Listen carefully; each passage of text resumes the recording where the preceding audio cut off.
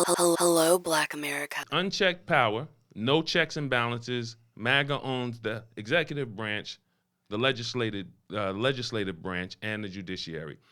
There's no one to stop him from doing anything he wants to do. And again, we're not considering anything other than what he said he's going to do. Now, keep in mind that he exhausted and used up a lot of the professional people that kept him in check during his first administration. Sure. Those people are they're gone no longer now. here. So no longer here. all pretty much all the adults are out of the room. Yeah. Now. And good luck being somebody who's a Democrat. We're praying for you, or an independent or a moderate Republican who's in there trying to say no to what's being voted, what's being brought to the table. We will be praying for you daily because we know your life is about to be hell. They getting steamrolled. Good luck. Good luck coming to work every day and having to look a group of aligned people in the face and vote no when these people, listen, look, Ted Green, I've gotten, this is the mayor of East Orange. Mm-hmm. And when I see how the city council votes, yes, clearly there's an agenda not to say no here. So if that's on a city level, you're saying no to the most powerful person in the world at this particular time, we feel for you. So let's just assume that many of you are going to be drinking, depressed, not coming to work, quitting your jobs. And it's for good reason. It's for good reason because I know this is not what you signed up for when you got into public service. So what is going to happen when you quit your job? And this is the conundrum. Well, there's an open seat. So let's just bring another person in who aligns. They have these people strategically set up. You're going to see Democratic mayors and non-MAGA mayors all across the country. I said this months ago, being indicted. It's coming. So when we talk about what Trump has said concern, get your house in order. So you might as well just leave now, try to clean up the paper trail. Any little thing they could find, I guarantee they're coming into Democratic mayors' houses. And I mean like the city hall, because it's just too easy, because the people are going to rally for it. This is what I said when I wrote this months ago. When I said I see these mayors being indicted, the people are going to champion it because the mayor don't really do nothing for us anyway. So now you have done that for, decades and definitely years, where there's been this kind of gap between, and they've told us, unfortunately, we fall short in local civics where we come from in our communities. We're not at the city council meetings at scale. We're not at the school board meetings. But one thing we are going to be at is the indictment of the mayor of our city out there when News 12 is out there. What y'all think about him? He ain't never did nothing for this city anyway. The gentrification, he got all these people buying this stuff. And the same people who you thought were your people are going to be rallying for you to be in jail. And that's the same way I see this whole NATO thing happening. Decisions that are going to empower MAGA, that are going to look like they're good. But what are the ramifications? Donald Trump said NATO isn't paying. Everyone's not paying. We're paying a lot of money, and we're not getting, people aren't paying their fair share. I think at this particular point, America's tired of, being in people's backyards. We're in everybody's country, from Afghanistan to Iraq. I mean, look at how many countries we've been through in the last 20 years and just 25 years. And then when you consider the debt and how much money we're making, everyone's going to say, that's good.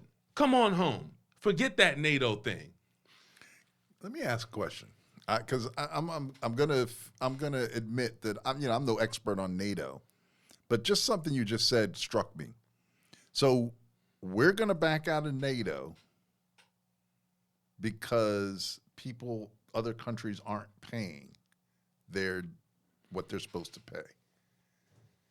America has, what's the debt service for America? How much do we owe other countries?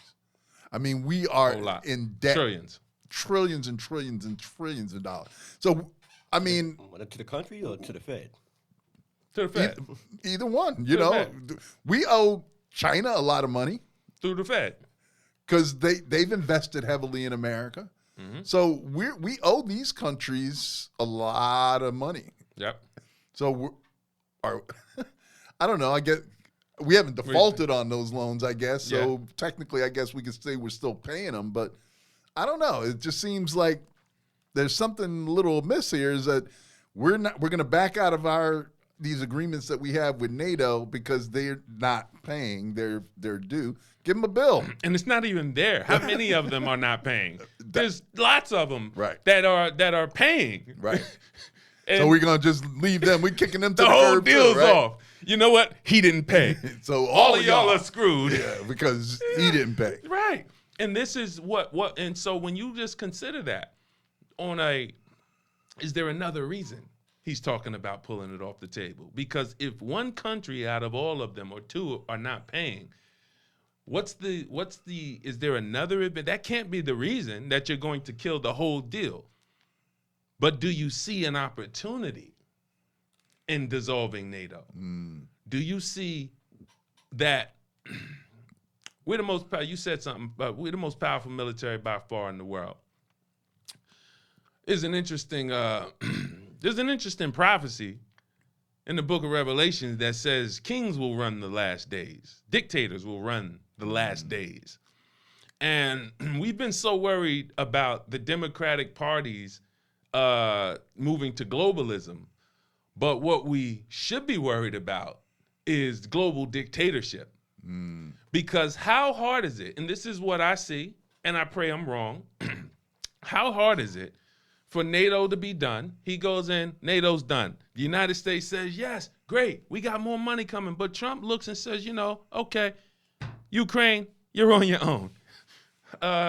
What's the country next to China that China been wanting to take for a long time? Malaysia, Taiwan, on your own. I was just talking to somebody who works for one of the companies that I have, my other company. He's in Bangladesh. He said, I said, ain't the guy who runs the country next to you, India, isn't he becoming like a dictator? He said, yeah, Modi. I said, okay, so you're not worried about if, NATO ends? He's like, well, we're a friendly country. Nobody really messes with us. Well, I'm going to tell you what, if you're living next door to a dictator, it ain't about you being friendly. That's his territory. Listen, he might be like, who defends them? Right. You can't defend yourself, Bangladesh. You can't defend yourself, Taiwan, Ukraine. None of these countries alone can defend themselves. What's to stop 8 dictators, 8, because the prophecy says there'll be 8, from just snatching up territory surrounding them? And in Trump's case, if I have 200 military bases around this world, what's to stop me from imposing my military will? Because again, what armies do they have? Can they individually fight against the U.S. military at scale in the event of a tyrannical government? Well, the frightening thing, and to your point there, the frightening thing is that there are nuclear armed countries in the world. Probably Iran, Russia. There's China, North Korea. Yep. All these. There are several All countries that have these nuclear weapons at their disposal. Now, of course, the only one that's ever actually used those nuclear weapons is the United States. It's us. But it doesn't take a bunch of them, to start firing off these nuclear weapons to just basically end the world. A couple of unhinged dictators with the nuclear weapon code at their disposal, and you can't say this is never going to happen, that cooler heads are going to prevail, because, in my parents' lifetime, we've seen nuclear weapons dispatched. The H-bomb. Right. So the fact of the matter is The that A-bomb or the H-bomb? That was the A-bomb. Okay. it was a bomb with nuclear boom was a bomb. capacities. That's a fact. That's the only thing I can tell you about That's it. a fact. And so we have to be really mindful, really careful right now. And if cooler heads don't prevail, if intellect doesn't prevail, if critical thinking doesn't prevail, I'm frightened to see what this world's going to look like in a few years. Now, I don't have little children anymore. My daughters are grown, and prayerfully they'll be fine. But I wouldn't want to be raising up small children at this time. It's a frightening time where things that we thought were settled, we're finding out aren't settled. For years, we thought we had the civil rights thing taken care of. Yeah, moving in the right direction. Well, we don't need that anymore. Let's take that away. Yeah. Then, women thought they had their rights. Not even teach it. They thought they had their bodily autonomy in order and that there was no problem there.